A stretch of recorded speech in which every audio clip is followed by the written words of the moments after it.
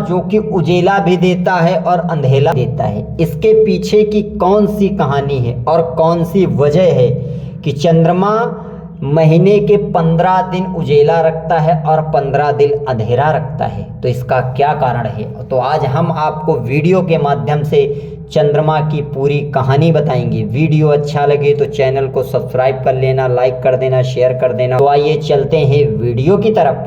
चंद्रमा की सुंदरता पर राजा दक्ष की 27 पुत्रियां मोहित हो गईं।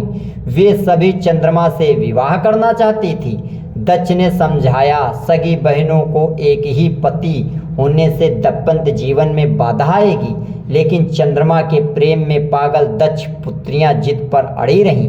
अश्वनी सबसे बड़ी थी। उसने कहा कि पिताजी, हम आपस में मेलजोल से मित्रवत रहेंगे, आपको शिकायत नहीं मिलेगी। दक्ष ने 27 कन्याओं का विवाह चंद्रमा से कर दिया।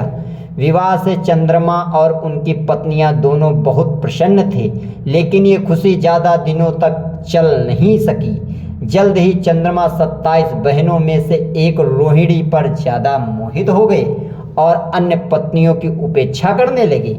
यह बात जब दक्ष को पता चली और उन्होंने चंद्रमा को समझाया।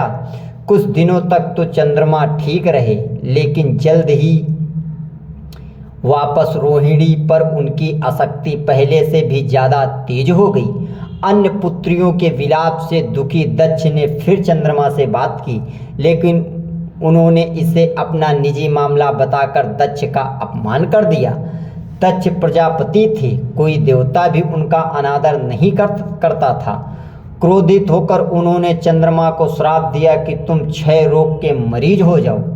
दक्ष के श्राप से चंद्रमा क्षय रोग से ग्रस्त हो गए, धूमिल हो गए, उनकी चमक समाप्त हो गई, पृथ्वी की गति बिगड़ने लगी। परेशान ऋषि मुनि और देवता भगवान ब्रह्मा की शरण में गए। ब्रह्मा दक्ष के पिता थे, लेकिन दक्ष के श्राप को समाप्त कर पाना उनके वश में नहीं था। उन्होंने देवताओं को शिव जी की शरण में जाने का सुझाव दिया। ब्रह्मा ने कहा कि चंद्रदेव भगवान शिव को तप से प्रसन्न करें। दक्ष पर उनके अलावा किसी का वश नहीं चल सकता। ब्रह्मा की सलाह पर चंद्रमा ने शिवलिंग बनाकर घोर तप आरंभ किया। महादेव प्रसन्न हुए और चंद्रमा से वरदान मांगने को कहा। चंद्रमा ने शिव जी से अपने सभी पापों के लिए क्षमा मांगते हुए क्षय रोग से मुक्ति का वरदान मांगा। भगवान शिव ने कहा कि तुम्हें जिसने श्राप दिया है वह कोई साधारण व्यक्ति नहीं है, जिसके श्राप को समाप्त करना संभव नहीं है। फिर भी मैं तुम्हारे लिए कुछ न कुछ जरूर करूँगा। शिव जी बोले, एक माह में जो दक्ष पक्ष होते हैं, उसमें से एक पक्ष में तुम मेरे वरदान से निखरते जाओगे, लेकिन दक्ष के श्राप के प्रभाव से दूसरे पक्ष में क्षीण होते जाओगे। शिव के वरदान से चंद्रमा शुक्ल पक्ष में तेजस्वी रहते हैं और कृष्ण पक्ष में धूमिल हो जाते हैं। चंद्रमा की स्तुति से महादेव जिस स्थान पर निरंकार थे साकार हो गए थे, उस स्थान की देवों ने पूजा की और वह स्थान सोमनाथ के नाम से विख्यात हुआ।